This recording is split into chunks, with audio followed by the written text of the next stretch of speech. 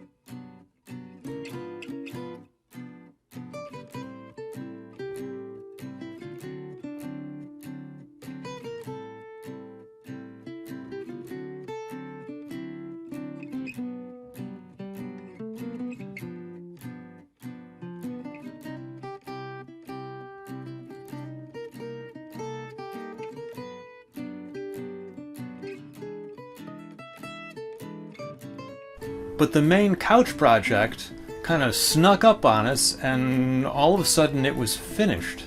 Probably because Louisa was doing all the work and I was busy fiddling around with those boxes. She used these patterns, and boy, were there a lot of patterns. Patterns and patterns.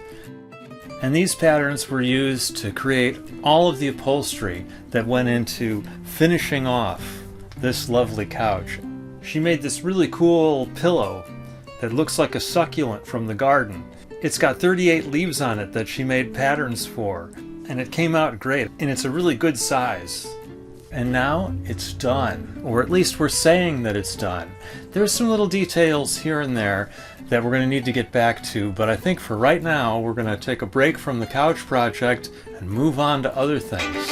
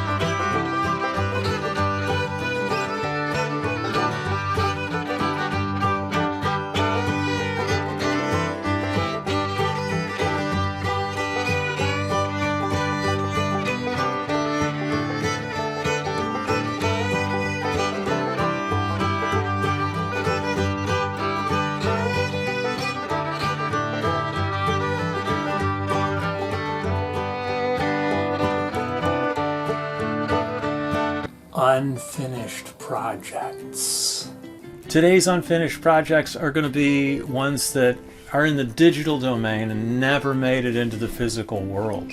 Both of these are going to be guitars or ukuleles. The first one is based upon this Squier Mini, which is like a mini Stratocaster, and it's smaller than a standard guitar. Maybe it's a 3/4 scale or something like that. I thought it would be neat to change the body. I thought it would be cool to turn it into a Mosrite guitar, which they look like this. And it's kind of, the horn is inverted, it's upside down. The reason why I like this is it's a surf guitar. It's a kind of the 60s surf vibe. This would have been a big guitar that a lot of people liked. And I would tell you the history of Mosrite, but I don't really know what it is. So I started by matching that drawing of the Mosrite up to sort of this drawing of my actual guitar, and then I made an outline for it. See, I add a pick guard, and I add the neck. Oh, there's the bridge, And there's a pickup. There's my strings. And then I thought, you know, this wouldn't be a Mosrite if it didn't have the signatures of the Ventures on it. The Ventures being one of the most well-known instrumental surf bands in the world. So here's their signatures, the Ventures, and of course it's got Noki Edwards' signature, because Noki is like the real deal when it comes to the Ventures. Anybody is paled in comparison to Noki. So this is what I would be attempting to build from that. I would have to make the body, I would have to make the single pickup. This is the kind of tailpiece I want. But this project, unfinished. It never happened. And I don't know if it ever will, but it was fun to think about.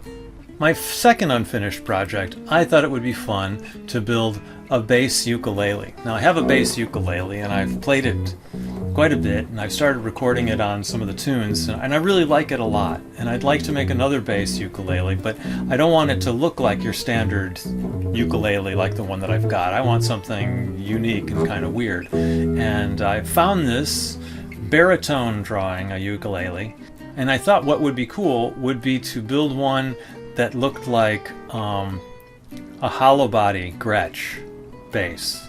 So I found a picture of a hollow body Gretsch bass, and I sized it up so that the body sort of fits the same size as the baritone ukulele. Then I drew the F holes, and I drew the body, and I added the pickups, the fingerboard. Now the fingerboard has to be wider and not as long. And I added the headstock and some strings. So there we have it, my ukulele bass.